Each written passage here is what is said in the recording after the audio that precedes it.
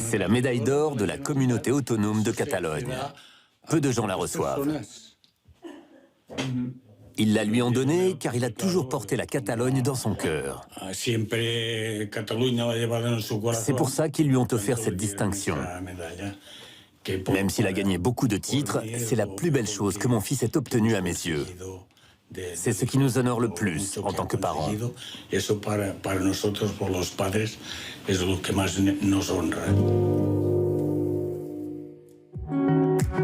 À 45 ans, Pep Guardiola est l'un des personnages les plus titrés de l'histoire du football moderne. Ancien milieu de terrain défensif, 6 fois champion d'Espagne avec le FC Barcelone, international à 47 reprises avec la sélection espagnole. Il est devenu depuis un entraîneur fascinant. Pep Guardiola a dirigé avec succès Barcelone et le Bayern Munich. Il est depuis cette saison le manager général de Manchester City. Mais sous ce costume cintré, ce pull en cachemire et cette cravate, se cache un Catalan pur et dur. Une identité qui a façonné et façonne encore Pep Guardiola.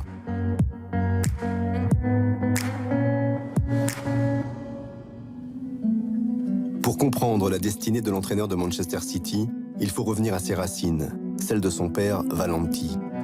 Le 18 juillet 1936, la guerre d'Espagne éclate. L'armée de Franco attaque celle des Républicains.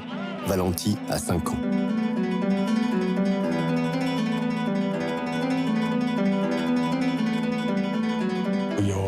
Je suis âgé. J'ai vécu la guerre d'Espagne et la pénurie. On manquait de beaucoup de choses. Je connais la valeur du mot travail. On travaillait tout le temps et pour pas grand-chose. J'ai la sensation que mes 4 enfants ont hérité de nous cette valeur.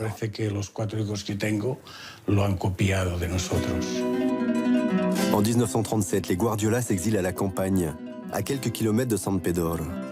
Un jour, alors que les combats atteignent leur paroxysme, le jeune Valenti rencontre un officier républicain allongé dans un champ. Le soldat meurt peu de temps après. Valenti mettra plusieurs années à s'en remettre. La guerre d'Espagne se termine le 1er avril 1939 par la victoire des franquistes. Les Guardiola reviennent alors dans la maison familiale de San Pedor. Mais rien ne sera plus jamais comme avant.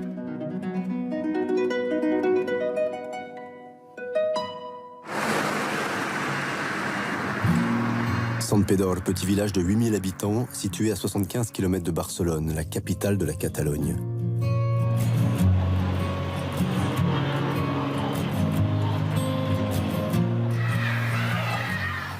Ici, la catalanité s'affiche partout, sur les murs, devant les fenêtres, et même à l'église, où la messe se donne en langue locale. Les Guardiola et les Salas y sont installés depuis plusieurs générations.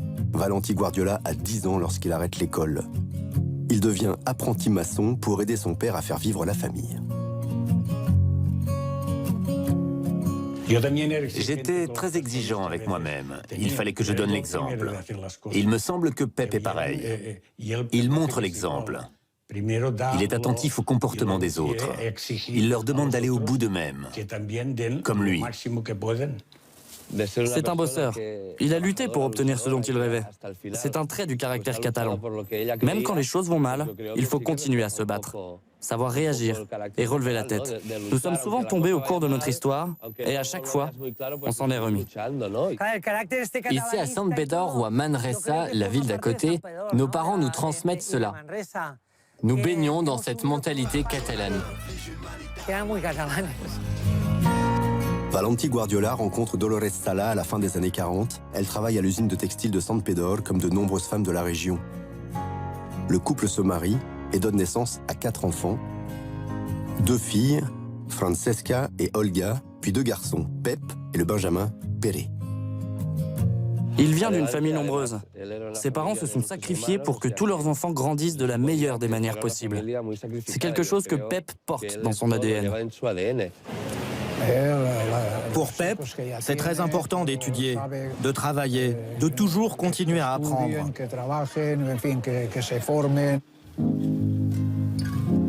Au fil du temps, Valenti réussit à fonder sa propre entreprise de maçonnerie. Le jeune Pep accompagne souvent son père sur les chantiers. Valenti aimerait que son premier fils reprenne l'affaire familiale, mais le garçon a une autre ambition.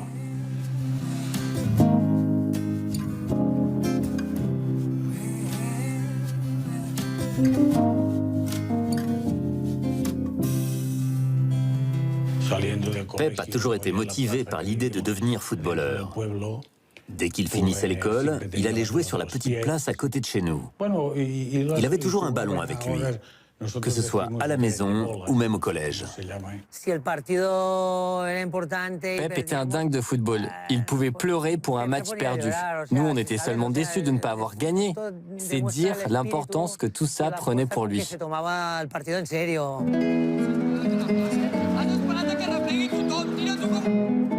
Guardiola a 10 ans lorsqu'il signe au Gymnastique de Manresa. C'est là que sa personnalité commence à s'affirmer. C'était déjà un leader à l'époque, quelqu'un qui savait où il voulait aller, né pour le football. Il dirigeait l'équipe sur le terrain comme si nous étions déjà une équipe professionnelle, alors que nous n'étions que des enfants. Au club de Manresa, Pep était le meilleur. Tout le monde voulait jouer avec lui. Il avait cette faculté à commander les autres sur le terrain. Il avait déjà les réflexes qu'on lui retrouvera plus tard. Ses camarades écoutaient tout ce qu'il disait. C'était le chef, le directeur. Pep Guardiola doit en partie son statut de leader précoce à cette intelligence supérieure qu'il dégage déjà. Le gamin a de la profondeur, il réfléchit sur son avenir, sur son pays. Il dévore les poèmes de Miquel Martí, le célèbre poète catalan, réputé pour ses prises de position indépendantistes. L'élève Guardiola est studieux, le footballeur talentueux. Pep a 11 ans, il passe ses 2 premiers essais pour Barcelone. Le gamin est placé sur l'aile, transparent, il ne touche que très peu de ballons. Son père accepte alors de sacrifier un dernier samedi pour le football, l'ultime journée de détection. Une décision cruciale. Oriol Tort, futur formateur de Pep, le replace au poste de milieu défensif, un rôle taillé pour lui. C'était un enfant très sérieux. Nous avions un recruteur qui travaillait du côté de San Pedor. Cette personne nous avait prévenu qu'un jeune lui avait tapé dans l'œil. Un garçon susceptible d'intégrer les jeunes du FC Barcelone. Nous sommes allés le voir et nous nous sommes dit « Ok, il est incroyable ». Mais les parents refusent de laisser partir leur garçon. Pep n'en saura rien. Jusqu'au printemps 1984. Pep a 13 ans, toute la famille est réunie à table, le téléphone sonne. Coup de fil du FC Barcelone. Le club catalan revient à la charge. Pep croit à une nouvelle journée de détection. Valentí se résout à lui dire la vérité. La culpabilité liée au mensonge 2 ans auparavant et la persévérance du club Blaugrana ont raison de ses réticences. Il laisse finalement partir son fils.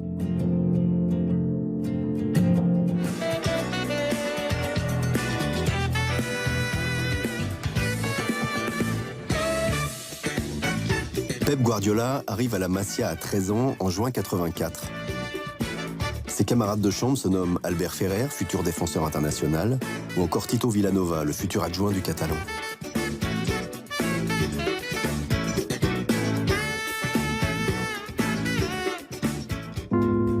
Malgré toutes ses qualités, les premiers mois sont difficiles. Pep Guardiola n'est pas un crack. La campagne catalane lui manque, il souffre de l'éloignement de ses parents. Parfois, la nuit, Pep utilise le téléphone payant du rez-de-chaussée pour appeler sa mère. Guardi rentre quasiment tous les week-ends à San Pedor.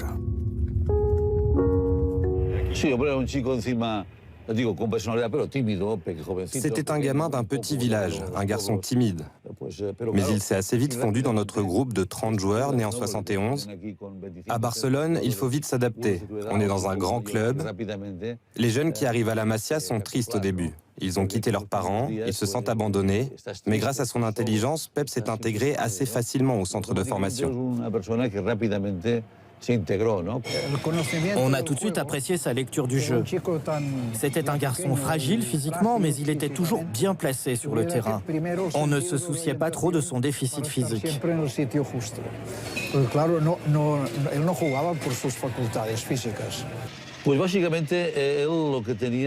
C'est vrai que pour son âge, Pep n'était ni grand ni rapide. Il ne marquait pas beaucoup, il était plutôt maladroit avec son jeu de tête. Mais il comprenait parfaitement le jeu. Souvent, les gens au club me demandaient « Mais qu'est-ce qu'il a de spécial, ce garçon ?» Et je leur répondais « Il sait jouer au football. »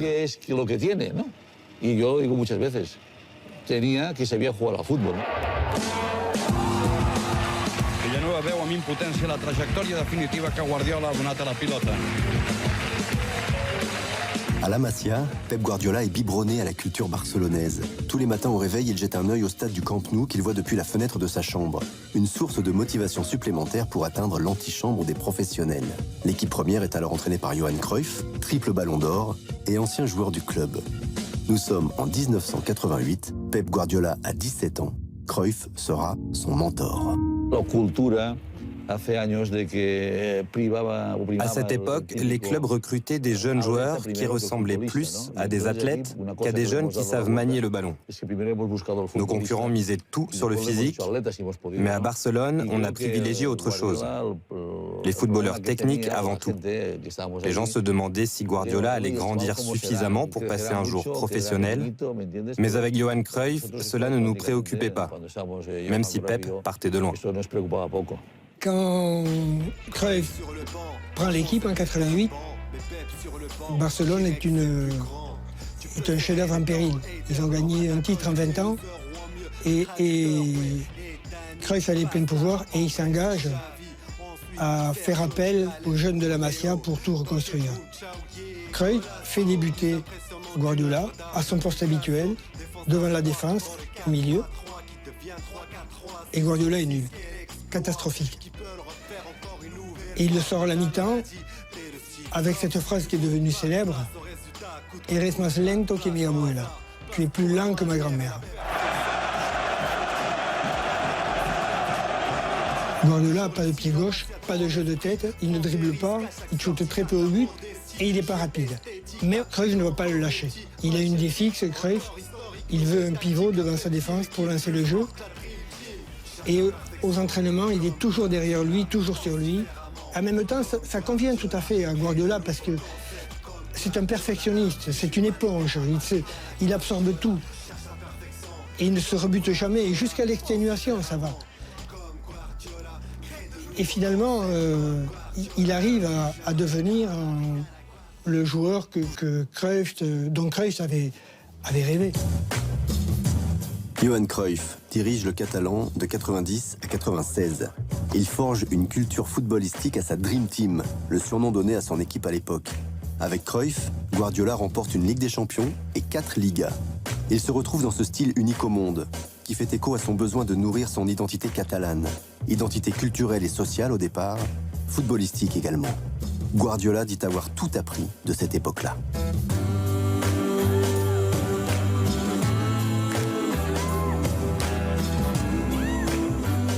Cruyff a tout changé dans cette équipe.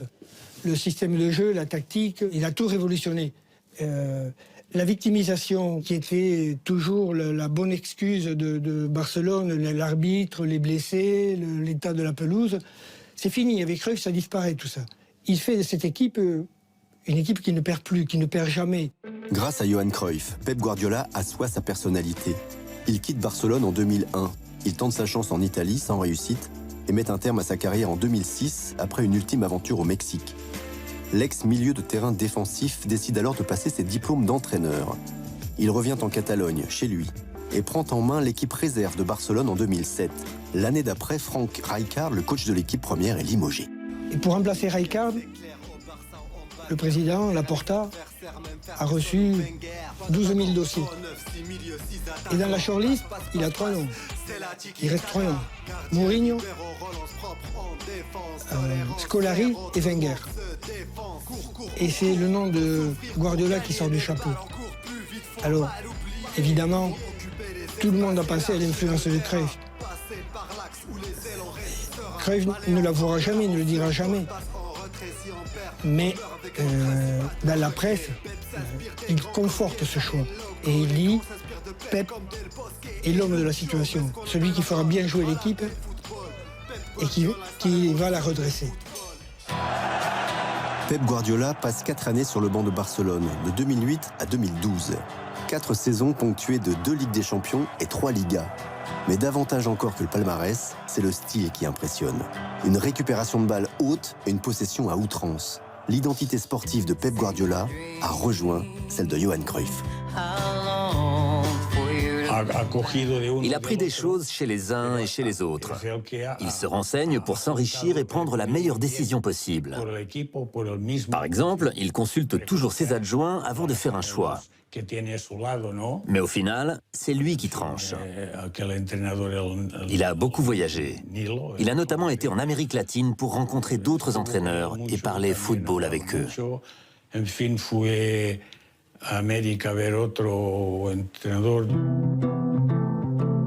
L'un de ses noms, c'est Bielsa, une autre rencontre cruciale. C'était bien avant ses débuts sur le banc, en octobre 2006. Pep Guardiola veut accumuler le plus de connaissances possible avant de devenir entraîneur. Il part rencontrer Marcelo Bielsa en Argentine. S'ensuit une discussion de 11 heures sur ce que les deux hommes appellent la perfection footballistique. Guardiola s'est servi de tout ce qu'il a appris chez Cruyff, mais il est aussi allé en Italie, il a rencontré Menotti, il a rencontré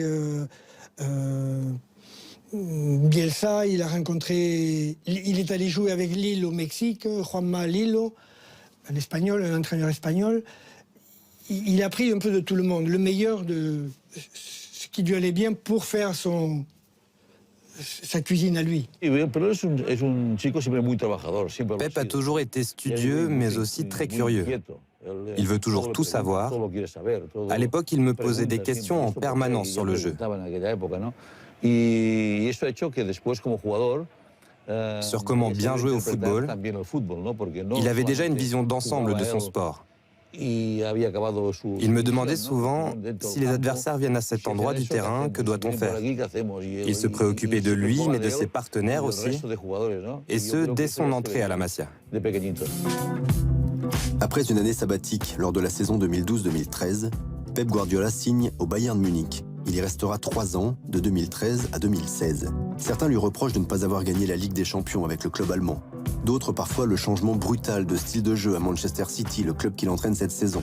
Pep Guardiola assume ses échecs comme il défend ses convictions. Plus qu'un trait de caractère, il faut y voir un acte philosophique. You would like that, huh? You like that? It's the way that you think. Yeah, you know what happened? I think about that, yeah. But after that, the solution is not better than what I believe. So I cannot. Do you know why as well? Because in 7 years, I won 21 titles. I'm sorry, guy. À 45 ans, Pep Guardiola ne changera pas. Il a quitté la Catalogne en 2012, mais il ne cesse de se raccrocher à Barcelone. Barcelone, là où il s'est forgé un nom, un palmarès et une identité. Il représente très bien l'arrière-pays, une classe moyenne qui a beaucoup travaillé, mais qui a su combiner la conscience des racines, la conscience d'une identité, avec une ouverture au monde assez extraordinaire. Une ouverture au monde et une posture politique. Pep Guardiola est pro-indépendantiste, comme son père et son grand-père avant lui. Il milite partout où il passe. En 2015, il est candidat aux élections régionales catalanes. Guardiola est le dernier nom d'une liste de coalitions indépendantistes. Ses prises de position sont aussi affirmées que ses orientations footballistiques. Pep est l'une des personnalités catalanes qui s'est le plus impliquée pour notre région. Il a toujours défendu la Catalogne et le processus d'indépendance, même depuis l'Allemagne ou l'Angleterre. Quand il entraînait Barcelone, il a été le premier entraîneur à donner une conférence de presse en langue catalane à Madrid. Personne n'avait jamais fait ça avant lui. C'est un grand ambassadeur pour nous. Il y a une majorité de Catalans qui se sentent vraiment très engagés avec sa langue et sa culture. Sûrement à cause du fait que c'est une langue et une culture qui a été souvent très menacée. Même pendant toute la dictature de Franco, c'était défendu au début de le parler, mais aussi c'était défendu de le publier, etc.